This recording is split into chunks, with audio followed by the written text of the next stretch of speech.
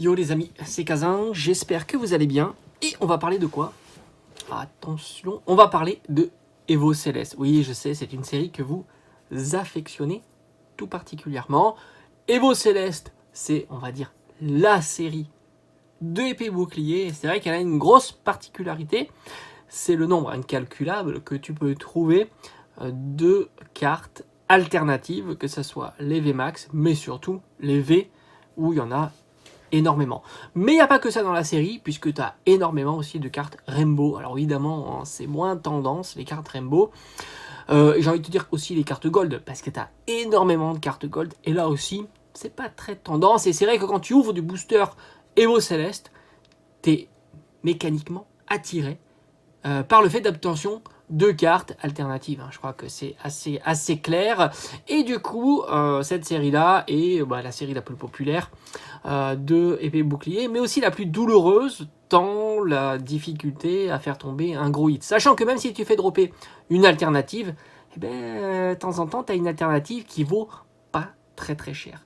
Mais dans cette vidéo, on va pas évidemment parler de toutes les alternatives de cette série-là. On pourrait passer des heures à parler de cette série. Mais on va parler de The alternative de cette série. Alors c'est vrai qu'elle est en duel quand même avec le Rayquaza, mais on va parler de la plus emblématique de la série, tu l'auras compris, c'est le Noctali, mais attention, la version VMAX. Donc on tente de dire la version la plus gigantesque, Dynamax, de Noctali, et c'est vrai qu'elle est plutôt réussie la carte, mais j'ai envie de te dire c'est un poncif, puisqu'une alternative est tout le temps réussie. Alors il faut savoir que c'est une carte qui vaut très cher et qui circule très peu. C'est vrai que si tu la recherches et si tu as le budget, il n'y a pas spécialement énormément d'annonces, ou alors oui, il y a des annonces, mais les prix sont très hauts. Parce qu'au final, qu'est-ce qui se passe quand une carte ne circule peu? Par conséquent, c'est le vendeur qui décide un petit peu le prix qu'il veut mettre. Et toi, tu es contraint à soit tu l'achètes, soit tu l'achètes pas. Il n'y a pas de concurrence qui peut s'installer facilement et par conséquent, le prix reste assez élevé. C'est ce qu'on peut observer. Mais là, au travers de cette vidéo-là, on va plutôt s'attarder des cartes gradées. Parce que c'est vrai que c'est compliqué. Alors, on est sur une carte format ultra rare. Quand on dit ultra rare, ça veut tout et rien dire, tu l'auras compris. Est-ce que cette carte est plus rare? Est-ce que cette carte est plus rare qu'une autre carte? Franchement, c'est toujours assez complexe de répondre à cette question. On a toujours l'impression que parce qu'elle est chère, elle est plus rare. Mais ça, c'est une mauvaise approche, évidemment. Mais on verra, par le biais de cette vidéo, voir si on a un nombre en fait qui est connu de cette carte. C'est tout simplement les gradations. Est-ce que cette carte est fortement gradée? Ça, c'est une information que l'on peut aller vérifier. Alors évidemment, malheureusement, j'ai envie de dire, pas toutes les sociétés de gradation proposent la consultation du report ou de la population. Mais c'est pas trop grave parce que tu t'aperçois que ceux qui sont les plus grosses sociétés de gradation le proposent. Donc c'est déjà intéressant. On va s'attarder sur principalement deux sociétés de gradation qui, à mon sens, alors peut-être que je fais une grosse erreur et n'hésite pas à le mettre dans l'espace des commentaires, mais qui, à mon sens, gradent, on va dire, 90% des Noctali. Sachant que il y aura d'autres Noctali qui seront forcément gradés dans des sociétés autres que ces deux-là, mais dont les reports ou la population n'est pas connue. Parce que c'est vrai qu'il y a des sociétés qui ne mettent pas la population, du moins j'ai pas vu qu'il y avait la population qui était facilement accessible. Et après, je ne vais pas rentrer dans le détail des sociétés qui sont plus jeunes et par conséquent qui ont moins de cartes gradées de cette envergure. Parce que je ne suis pas là pour faire non plus un classement des sociétés de gradation, tant le sujet est plutôt sensible en France. Alors est-ce qu'à l'étranger c'est pareil? Je n'en sais rien. Mais je sais que c'est relativement sensible, qui sera la société la meilleure, qui proposera, etc. Fais ta propre opinion. Les reports, les populations de cartes sont souvent accessibles, pas pour toutes les sociétés. Et si tu as une société en particulier qui t'intéresse, tu y vas sur le site et tu regardes, tu tapes, tu fais tes propres recherches. On va revenir à la population. Alors, instinctivement parlant, je me suis dit, bon, c'est une carte qui est forcément gradée, parce qu'il y a un gros intérêt, que ce soit pour la protection, pour avoir l'état précis de la carte, et évidemment, la valeur de la carte. Donc c'est une carte qui a forcément un gros intérêt à être gradée. Déjà pour la protéger, c'est évident. Quand tu protèges ta carte, si ça tombe, c'est pas grave. Bon, tu peux abîmer le boîtier, c'est toujours chiant. Mais disons que c'est pas grave, elle est quand même à l'abri. Si elle prend quelques rayons du soleil, c'est pas grave. Alors je dis pas beaucoup de rayons du soleil, hein. Si elle est exposée en permanente toutes les journées, il y aura du sunfading, c'est obligatoire. Étant transparent, il ne filtre pas les rayons du soleil. Il filtre un petit peu, mais pas beaucoup. Il faudrait qu'il y ait une teinte pour filtrer davantage, évidemment. C'est physique, hein, la filtration. Tu peux rien y faire. Mais disons que tu es protégé. L'humidité, c'est pareil, tu es protégé. Donc ça a un gros intérêt. Quand tu as une carte qui vaut, allez, je vais donner une fourchette de prix, parce qu'on aime ça, hein, de connaître les prix, entre 500 et 1000 euros. Voilà, grosso modo, c'est une carte qui vaut ce prix-là. D'ailleurs, tu verras qu'on fera une petite comparaison. Mais comparaison n'est pas raison, hein, tu le sais. Donc je me suis dit là, je ne suis pas un professionnel des sociétés de gradation. Il y en a qui le font, qui les testent, etc. Moi, pas du tout. Mais disons qu'instinctivement parlant, je me suis dit, il y en a 2 qui doivent avoir un gros pourcentage des cartes gradées. Et je vais regarder s'ils proposent la population. Alors je pensais que PSA était celle qui avait le plus grand stock de Noctali, évidemment français. Évidemment. Ben, je me suis trompé. Mais il ne faut pas oublier que PSA a ouvert ses portes depuis peu, mais je ne sais pas depuis quand. À l'international. Avant, ils gradaient plutôt les cartes, je crois que c'était les cartes plus anciennes. Ils gradaient les cartes françaises, ils gradaient toutes les langues. Je crois typiquement, voilà, c'était les cartes du première génération. Et après, non. Mais je ne sais plus quand ils ont ouvert la porte. Mais en tous les cas, je me suis dit, PSA, ça doit être la plus grande population. Et en fait, non. Alors, PSA, je te mettrai évidemment les petites vignettes, les petites pour que tu n'as pas besoin de me croire. Puis tu peux faire la consultation par toi-même. Donc le Noctali numéro 215 exactement, parce qu'il ne faut pas oublier, il y a d'autres Noctali dans la série. Tu as une population de 199 cartes gradées. Bon déjà c'est une belle population, mais je m'attendais à plus, faut être honnête. Je m'attendais à bien plus. Et ce qui est assez marrant, c'est que la population la plus importante, c'est le 10. Tu as 153. C'est énorme hein, quand même. C'est-à-dire que sur 199 cartes gradées, tu as 153 de gradation à la notation de 10, qui explique facilement par le fait que ben voilà, les cartes sont sorties de booster, elles n'ont pas circulé. Et ça c'est un message qui est fort, qui est très très fort. C'est pour ça qu'on ne pourra plus comparer, à mon sens encore une fois, hein, c'est un avis hein, évidemment. Pour moi on ne pourra pas comparer les cartes anciennes, dont la population de 10 est faible, parce qu'elles étaient beaucoup moins bien protégées, et même il n'y a pas très très longtemps, même sur du XY, même sur du Soleil et Lune, presque même sur du début de bloc épée et bouclier, mais la hype a changé la donne drastiquement. Pas que sur le scellé, pas que sur les cartes à l'unité, mais aussi sur les cartes gradées. D'ailleurs, c'est pour ça qu'il y a eu une quantité astronomique de boutiques, enfin de sociétés de gradation qui se sont créées pendant l'hype, voire même un petit peu après l'hype, parce qu'ils se sont dit, oulala, on est en train de louper le train.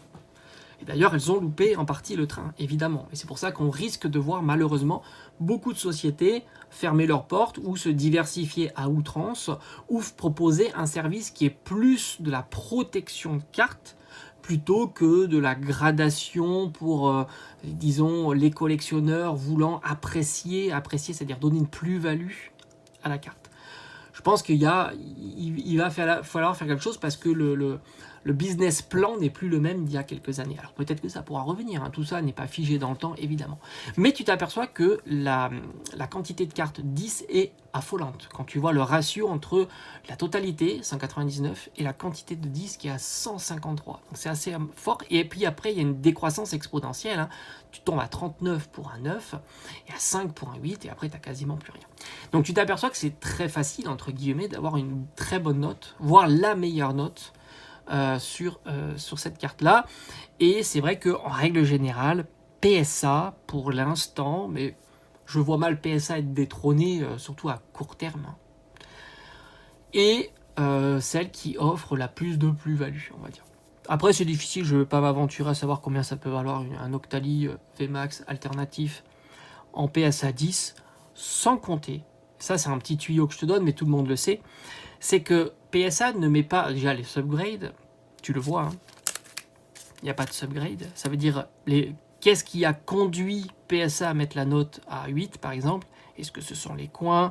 Est-ce que c'est la surface? Est-ce que c'est le centrage qui ne va pas? Donc ça, déjà, tu n'as pas l'information. Et en plus, comme tu l'as remarqué, il n'y a pas de note intermédiaire. Soit tu as un 9, soit tu as un 10. Ça veut dire que quelque part, ta carte, si elle est à 9,5, ça veut dire qu'elle a des défauts. Même un 10 d'ailleurs. Elle va balancer d'un côté ou d'un autre. Donc forcément, tu ne vas pas aller acheter une note, on dit souvent, mais plutôt une carte. Donc tu vas évidemment regarder quel est l'état global de la carte qui l'a conduit à 10. Parce que 2 10 ne sont pas équivalents, évidemment. Donc ça, il ne faut pas le sous-estimer. C'est pour ça que c'est presque compliqué de dire que un Octali 10, par exemple, ça vaut 1500 €. C'est compliqué parce qu'il y a 10 et 10. Il y a 10 avec un petit défaut sur un coin, par exemple. Il y a 10 avec un petit défaut sur un centrage. Il y a un 10 avec un petit défaut sur les corners, etc., etc. La surface, etc. Mais c'est pas tant là l'idée. L'idée, c'est de te montrer que les cartes récentes, au fond, sont pas si... C'est très courant de les avoir en 10, tout simplement. Maintenant, on va aller chez la deuxième société qui, à mon avis, a récupéré cette fois-ci le plus grand stock de Noctali. VMAX, à l'heure actuelle, évidemment, on est en 2024, début d'année, c'est PCA. Alors PCA, on a de la chance, on a accès à leur base de données. Bon, ça c'est plutôt cool. Moi j'aime bien qu'on ait accès aux bases de données, c'est plutôt transparent. Alors après, est-ce qu'ils mentent, etc., j'y crois pas. On ne va pas rentrer dans cette théorie-là. Pour moi, il n'y a aucun souci. Après, sans apporter de preuves qui démontrent le contraire. Qui montrent le contraire. Donc le Noctali VMAX, il y a 349 Noctali gradés. C'est beaucoup, hein. Moi je m'attendais à plutôt l'inverse. Mais j'ai envie de te dire, c'est quand même plutôt intéressant de voir qu'il y a une grosse population. Alors, il y a une particularité avec PCA, c'est que alors déjà, ils ont introduit les subgrades depuis peu, mais c'est pas tant ça qui est intéressant. Les subgrades, j'ai presque envie de te dire, c'est comme une copie en... C'est marrant je fais la comparaison parce que je connais ça. C'est comme quand tu rends une copie à un élève. Si tu mets tout le décompte des points, il va râler. Oui, mais machin, j'ai eu ça, machin. Si tu mets pas le décompte des points, tu lui donnes sa note, il râlera moins. Donc tu comprends pourquoi certaines sociétés mettent pas les subgrades. Moi je pourrais le comprendre. Parce que c'est évident. Tu prends une copie, quelle qu'elle soit, même en sciences, en maths ou quoi que ce soit, tu l'as fait corriger avec le même barème. Tu l'as fait corriger à 10 profs différents, tu as 10 notes différentes. Avec le même barème. Avec le barème du barème même. Ça veut dire que tel exercice, il y a tant de points, etc. Parce que c'est comme ça. C'est comme ça. C'est uniformiser une note par rapport à des noteurs différents, c'est très compliqué. Et quand tu es prof, tu le sais très très bien d'ailleurs. C'est vraiment très très compliqué.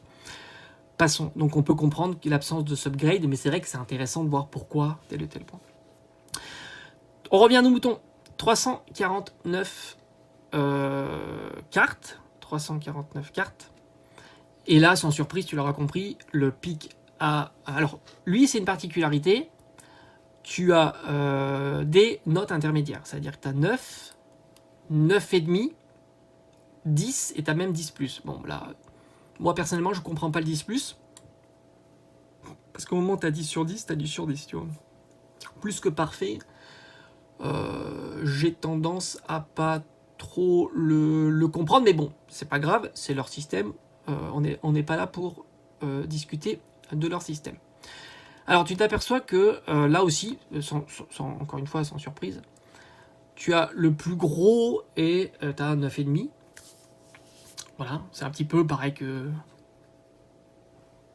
PSA. Tu as un tout petit peu, donc c'est vraiment à la marge de 10. Et tu as un petit peu de 9. Donc c'est très cohérent de ce qu'on a déjà vu par le passé. Mais là, encore une fois, la plus grosse population, ça reste du 9,5. Donc tu t'aperçois que cette carte-là, déjà, elle est fortement mise sous boîtier.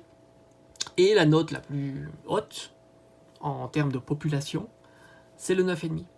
Et c'est là où elle a le prix le plus haut, tu l'auras compris. Donc en soi, cette carte-là n'est pas spécialement rare, qui plus est gradée, qui plus est avec une note très haute. Très très haute. Maintenant, si tu fais un parallèle, alors j'ai fait un parallèle vite fait, mais comme on dit, hein, comparaison n'est pas raison. Mais si tu prends par exemple un Dracofeu, donc ok, on n'est pas sur du Noctali, mais bon, on est sur un Pokémon très emblématique, très populaire.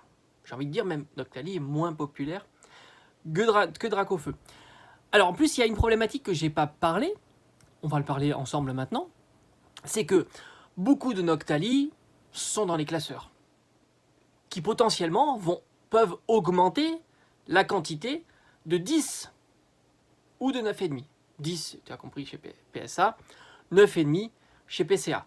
Sans compter que j'ai pas été voir la quantité dans d'autres sociétés qui sont naissantes, mais qui doivent avoir certainement dans leur tiroir 10, 20, 30, voire même 40 Noctali VMAX alternatifs en gradation 9,5, 10, etc.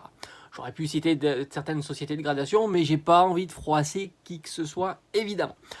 Et puis tu feras le petit travail toi-même, tu fouilleras. Donc n'oublie pas qu'il peut y avoir donc un des Noctali dans des classeurs, dont on ignore évidemment la quantité, mais ça doit être assez conséquent. Pas tout le monde a envie de faire grader leur carte, ce que je comprends.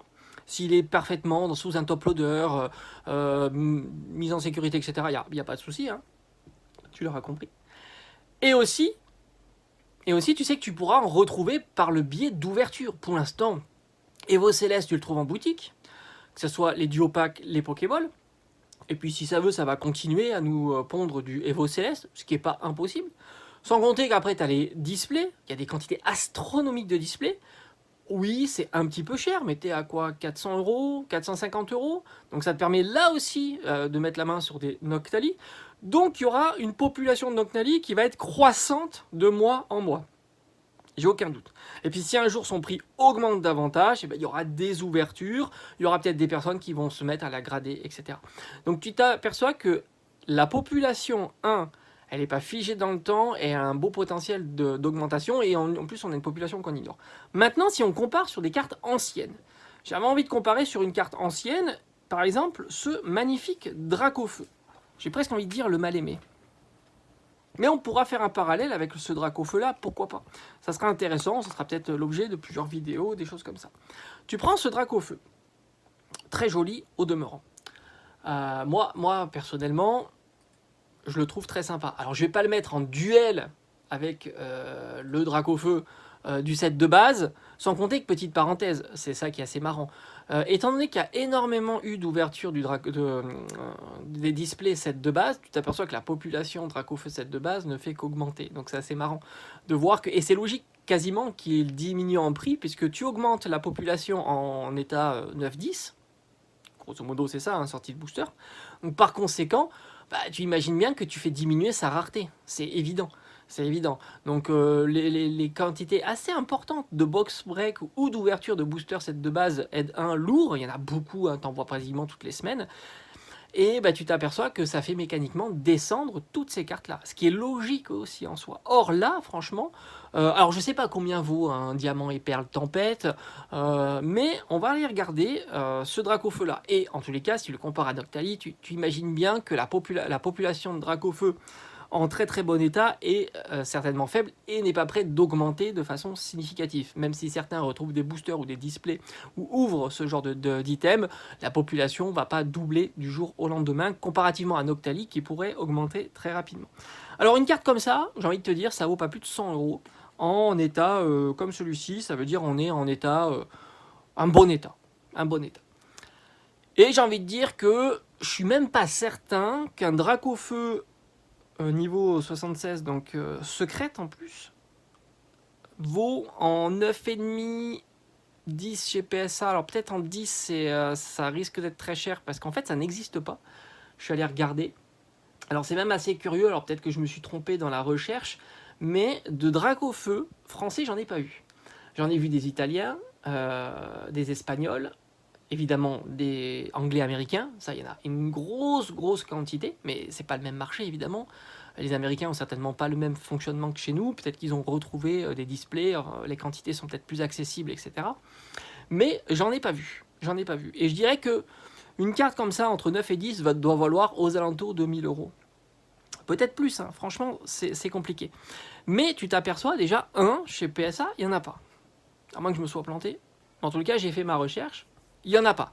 Quand tu comparais le Noctali chez PSA, qui vaut grosso modo le même prix, hein, où tu en avais 153 en 10, tu en as 0 pour ce Dracofeu-là. Et pourtant, on pourrait imaginer que c'est le même prix. Tu t'aperçois que il pourrait y avoir encore du Noctali qui va augmenter. Celle-ci, ne serait-ce une pop 1, même en 7, 8, 9, pourquoi pas. Chez PCA, où il y avait la quantité le plus importante de notre ami le Noctali, on était à plus de 300 en 9,5. Tu t'aperçois que parce que évidemment, tu imagines bien que c'est encore une fois PCA qui a la quantité de cartes la plus importante de cette carte-là, tu t'aperçois qu'il y a péniblement 10 exemplaires en 9,5. Bon, c'est pas mal, hein, 10 exemplaires à 9,5. Où tu en avais, combien c'était, plus de 300 sur le Noctali, tu en as péniblement 10.